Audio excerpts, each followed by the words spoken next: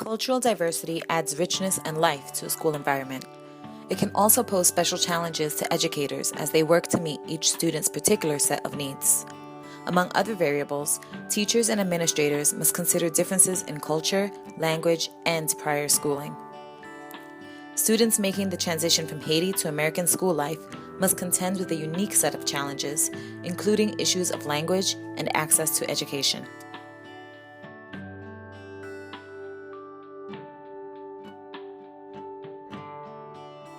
In Haiti, not everyone could afford the money to send their kids to a school that speaks just French or Creole.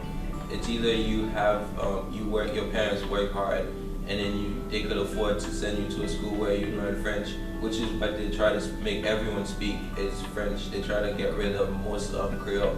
I don't know why, but I think it would be the best to have both languages so that everyone could learn everything equal. Because there's some area you would go, most people just speak Creole, and then they wouldn't understand what you were saying in French. This island of La Gonave where we are on, there's over 200 schools. None of the children in these schools have parents that speak French at home, and yet all education is being done in French. So it's not surprising that that the percentages that actually succeed. So the government, if you look at Haiti today, 50% of the kids can afford to go to school.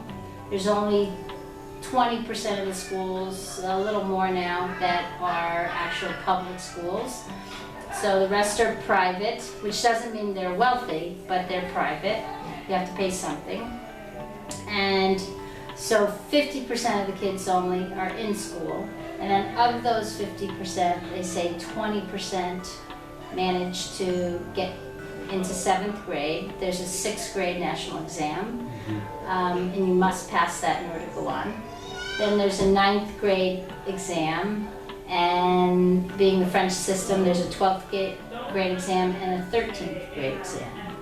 So they say that by the time you're trying to graduate from high school, only 2% of that population has graduated from high school.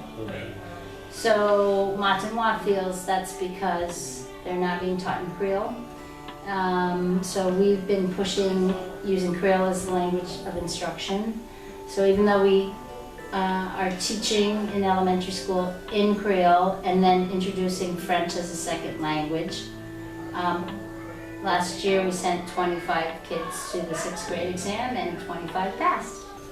Well, in the case of Haiti, I really think that means just teaching in one's mother tongue, which in Haiti is Creole. A lot of the schools here are taught in French, which is the language of the colonizers of Haiti.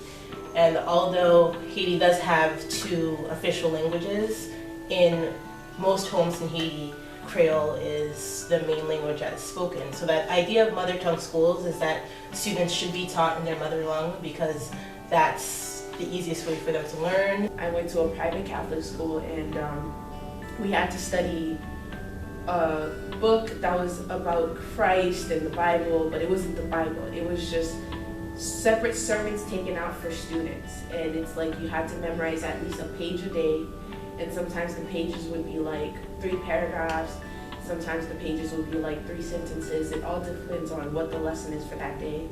And memorizing that was key importance because you had to recite that every morning. And in order for you to do that, and on top of every other lessons you had to do, you had math, you had science, you had French, and you'd have to memorize all of that and to recite it the next morning in front of your teacher. And the hardest part would be the fact that if you don't recite it properly, the teacher was allowed to hit you, was allowed to punish you, and your parents, and when you got home, if your parents would know, they also might punish you. Times in the countryside, I can't really speak to the city. There is corporal punishment in the schools, so even if it's not excessive, for example, if a student comes late, they might be told to go on their knees, kneel on their knees in the sun until they're allowed to go inside. Or sometimes, a little hit on the hand. So that's something that we don't do here. School in Haiti was really different from America because in Haiti, all they teach you is like you have a certain area of a reading and you have to go home and memorize.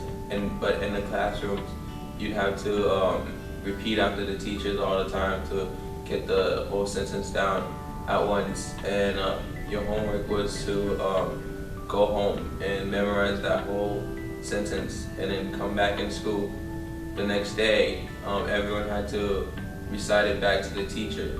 And if you were to not understand it, it would be a struggle for you because you would get hit and like go back and read it again and try it again. If you don't remember, it's still the same thing. You go back and get hit. As a child, not receiving the attention that I needed as a student, because in Haiti there's two categories. There's the smart one and average student.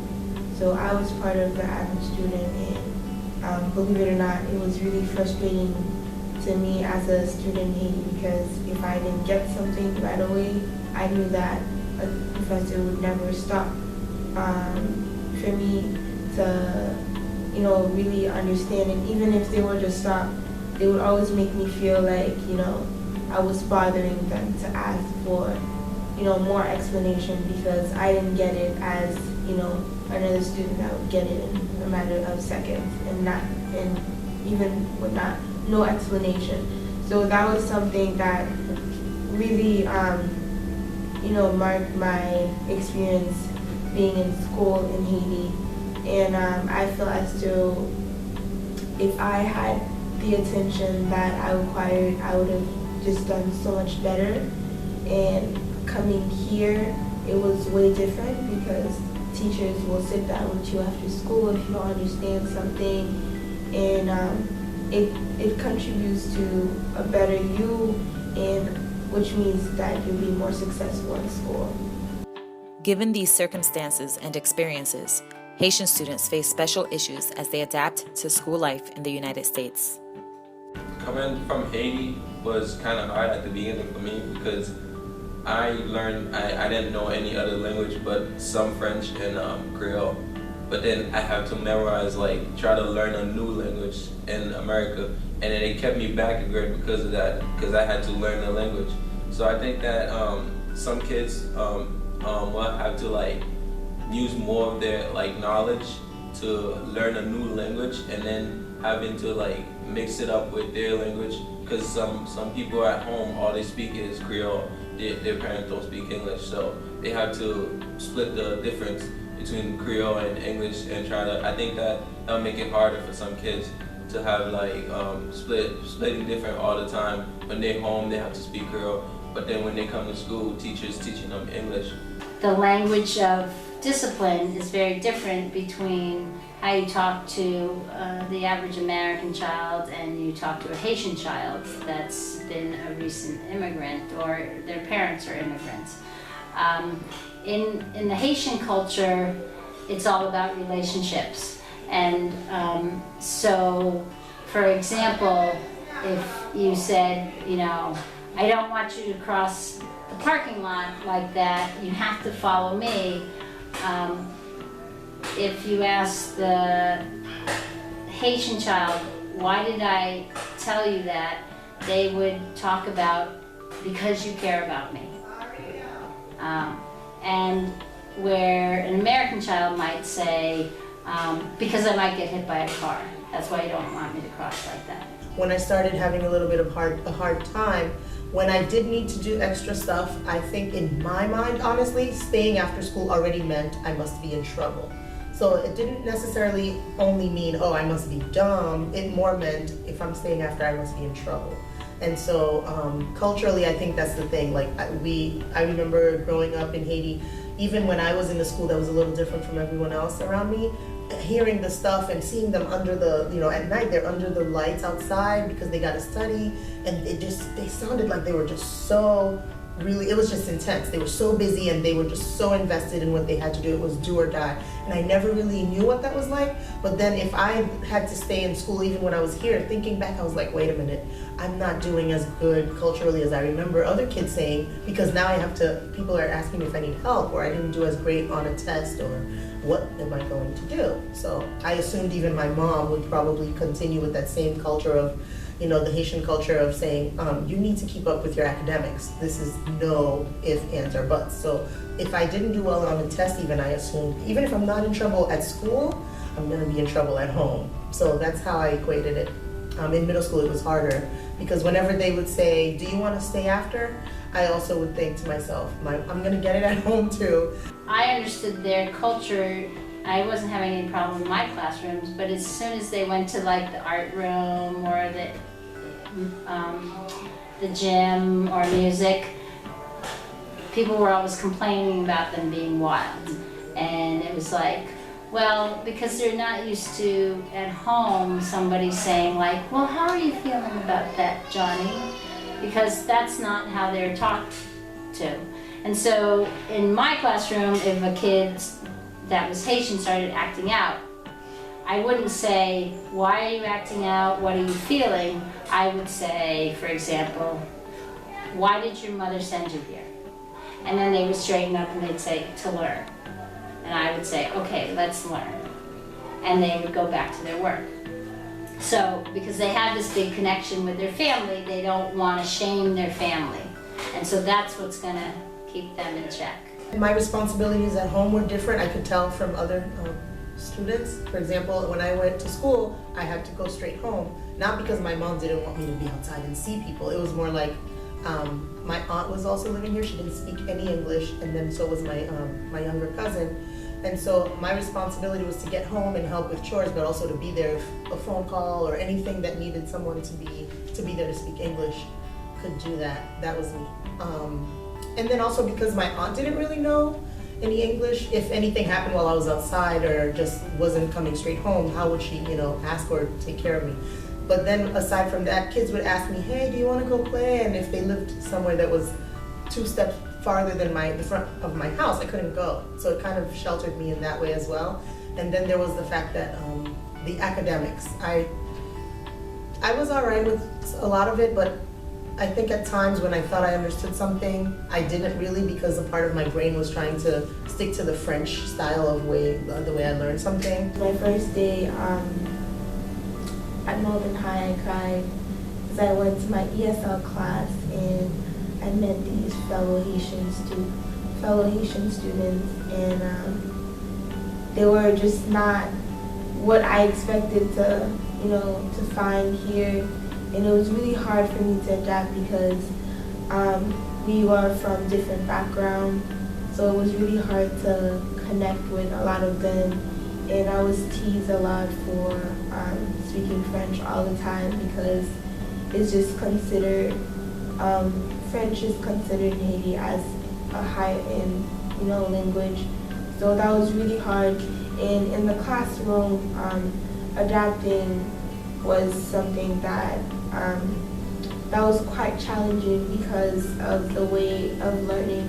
So in Haiti, it's really strict. You follow as they say, you memorize as they say, and sometimes you don't even understand what you're studying, but you're just studying because you just have to study. But then when I came to Malden High, it was quite different.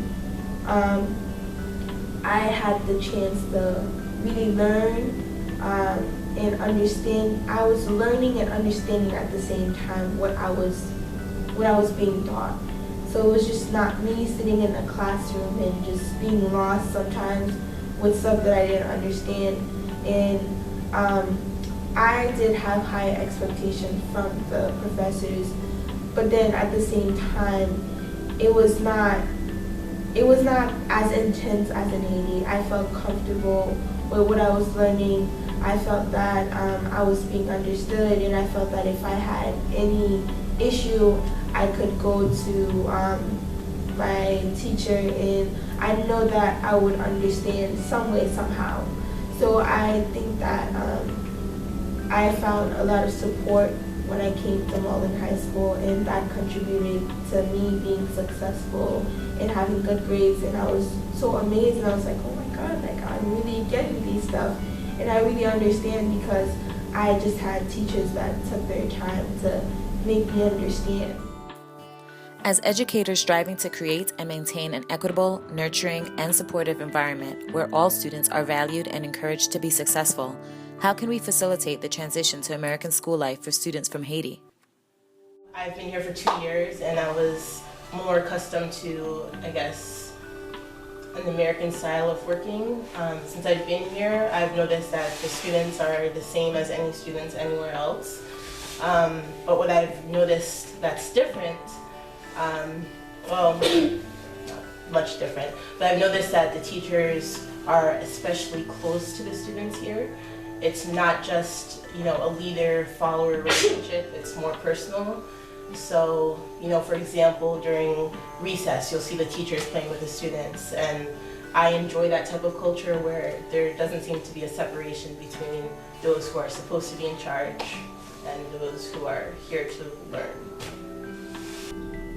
What I think is like some kids, when you try to help them learn something and then they kind of get offensive to it. So I think the best way that would be helpful for teachers and students is to compare, have a definition of a word and compare the two words in both language and have the definition in both language and help the students to learn how to read it in both language. And I think that would be a really good help for students to know the words means the same thing, but they just have different meanings in different languages. What Matuna provides is another way, because a lot of times teachers at other schools just don't even realize it. So a lot of times they might have heard of what we've been doing, but to see it actually happen, especially with Haitian students, I think shows them that it could also happen in their school. It's really hard for students who came from Haiti to be that. It's really hard for them to change because they big experiences. They change it. Everything is different.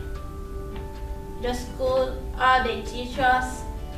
It's only when I came here, it was only the math class that I like, because I know math, I like math, and then it was more easier for me to do math than English or other classes. The child you have in your classroom, not just one, but each and every one though, just kind of their background. I think it's almost like not even a cheat sheet, but it's a great preview for a teacher to sort of know the child and what they're dealing with and help you in terms of how you're going to approach it. It's a lot of work. And I'm speaking French, and some of us nowadays we're speaking Spanish, and then we're coming into this new country, and if it's not already any of those, I now have to do English. And even if for some of the students, they enjoy language, like me, for instance, the issue then becomes the academics and these trying to get used to the difference in the culture and the systems. And it's a lot also to get for students to get comfortable with their peers. And so it's a lot of things going on at once.